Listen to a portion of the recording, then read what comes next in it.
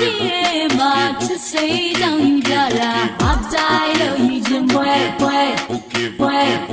ချစ်ကြောင်းလေးအိမ်မပြောချစ်ကြောင်းလေးစားမွေအတိုင်းလို့ယူခြင်းပွဲမင်းနဲ့အများချင်းယူသွားရလိမ့်မယ်ဘယ်ကွယ်လို့မို့တဲ့တို့ကြောင့်ချစ်မရှာမုန်းကြတဲ့ဥပ္ပခါအတိုင်းလို့ယူနိုင်တယ် DJ Baby